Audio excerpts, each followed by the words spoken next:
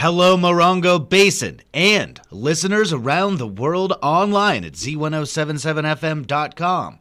Here is the Z107.7 local news for Monday, July 7th, 2025. After allegedly punching his father, deputies say they used a taser on a man with a knife in 29 Palms. On June 27th at around 10 a.m., San Bernardino County Sheriff's deputies say they responded to a call for a disturbance in which a man punched his father and fled a home in 29 Palms. Deputies identified the suspect as Frank Willis, 26, and say they contacted him walking on Adobe Road near Gorgonio Drive in 29 Palms. Deputies say Willis attempted to flee, running through traffic on Adobe Road. When they caught up with him, they say he took a fighting stance and held a knife toward deputies.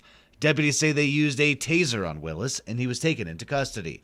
Frank Willis was arrested on suspicion of 2 counts of assault with a deadly weapon and resisting arrest, and is being held at the West Valley Detention Center on $100,000 bail. A man on parole was arrested for investigation into 2 attempted burglaries in Morongo Valley.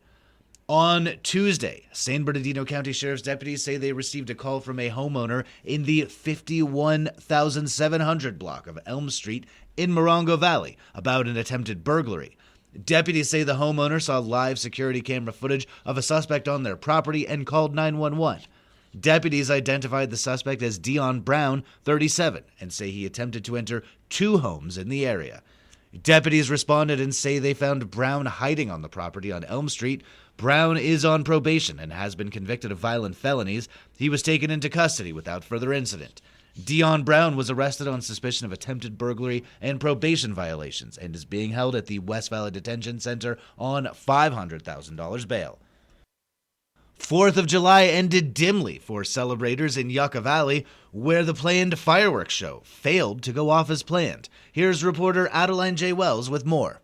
The town of Yucca Valley's 4th of July fireworks show failed to launch as planned, sparking disappointment and upset for the crowd of approximately 1,400 attendees. Yucca Valley's July 4th celebration was held at Yucca Valley High School and featured a performance by the band Pulp Vixen. The fireworks show by Pyro Spectaculars of Rialto was contracted to begin at 9 p.m. and last for 20 minutes, in coordination with synchronized music by Z107.7 and the fireworks display at Tortoise Rock Casino in 29 Palms, also by Pyro Spectaculars. While the vendor indicated the event was proceeding on schedule, the fireworks display did not begin at 9 p.m., with representatives citing a slight delay. The launch did not occur until 11 p.m., when technicians set off a shortened 7-minute display for remaining attendees, which proceeded in part due to safety concerns about the prepped fireworks. The display at Tortoise Rock Casino was executed without any notable issues. Pyro Spectaculars has had a long-standing relationship with the high desert communities and accepted total responsibility for the failed contract,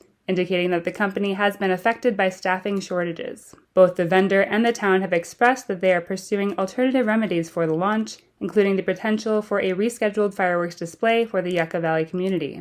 As Community Services Manager Sue Ernest noted in a press release sent Saturday afternoon from the town, quote, "We are deeply disappointed in the outcome of our July 4th event and will work diligently with the vendor to ensure a spectacular show returns to the Yucca Valley community soon," end quote. Reporting for Z107.7, this is Adeline J. Wells.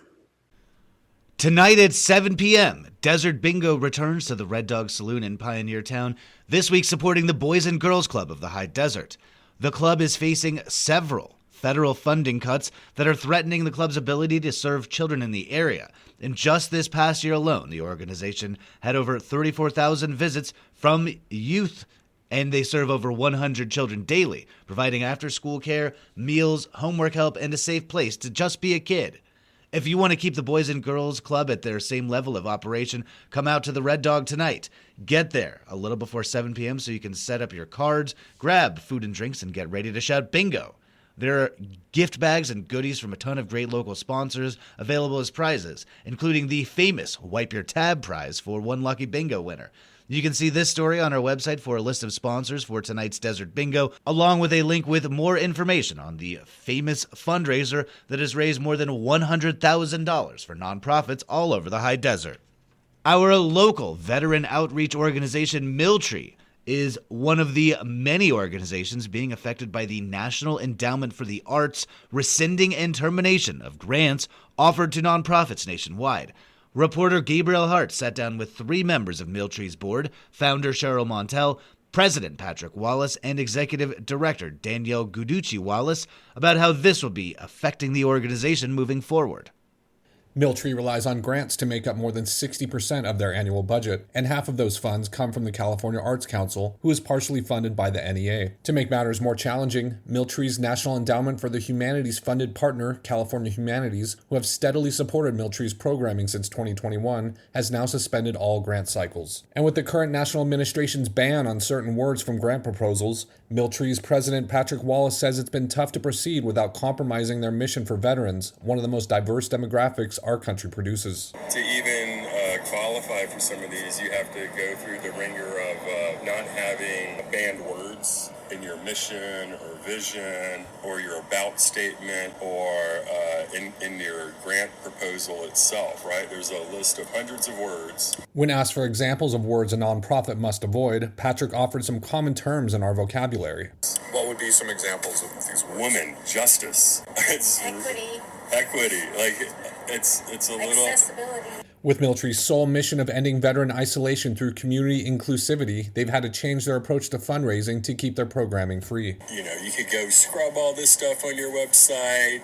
You could scrub your grant proposals to just, deal with the current environment, but in a way that, like, you're sacrificing your values and your mission and vision to do that. And if you have problems with that, what are you left with doing? You're left to turn to other funding sources. So we've been spending energy with our board and with our executive directors looking into alternative funding streams from private foundations, granting organizations that aren't the government. You know, we can do what we believe is best suited for our people, right? We know our people better than anybody else. You know, like somebody in Washington has no idea about what life is like out here for our vets and for our community. So if we want to stick to our guns and what we believe in, then we need to find these other funding sources. And it also pushes us to just do more direct fundraising with the community. With fewer grants available, Miltree Executive Director Danielle Guducci Wallace says unfortunately competition has surged, with the California Art Council's 30% increase in applications during its latest cycle. CAC had an unprecedented number of grants this year. They had 2,633 applications submitted, and it totaled over $129 million in requests. And I can tell you that is not the CAC budget. Miltree founder Cheryl Montel added that Miltree usually receives the Yucca Valley's Measure Y grant, but even that has become harder to rely on. They had so many applicants, over 600,000. I think over 650,000 requests, $650,000. $100,000. Yeah, all they had was $100,000 to allot to different grantees, and we didn't make it. And we've always gotten funding from them. For those who want to donate to Miltree to help keep their programming free and accessible to all, please visit the link in this story at Z107.7fm.com. Reporting for Z107.7, I'm Gabriel Hart. And finally, the High Desert Artists Gallery in Yucca Valley launches its biggest fundraiser of the year with silent and live auctions this Saturday. With more, here's Hillary Sloan.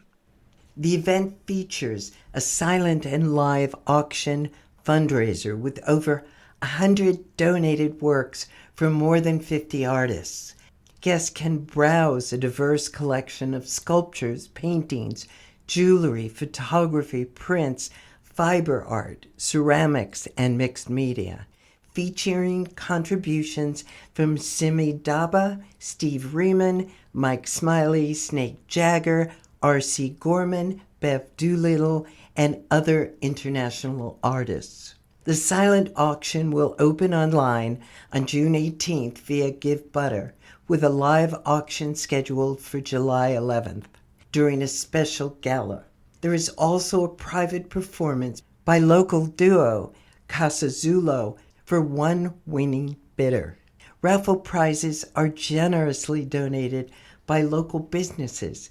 For more information on the auction, visit Z107.7fm.com. For Z107.7, this is reporter Hillary Sloan. That's our local news. Hear local news 7 times a day, 7 days a week at 7, 8, 9, noon, 4, 5, and 6. Reporting for the Morongo Basin News Leader, the award-winning Z107.7 Local News, I'm News Director Jeff Harmatz.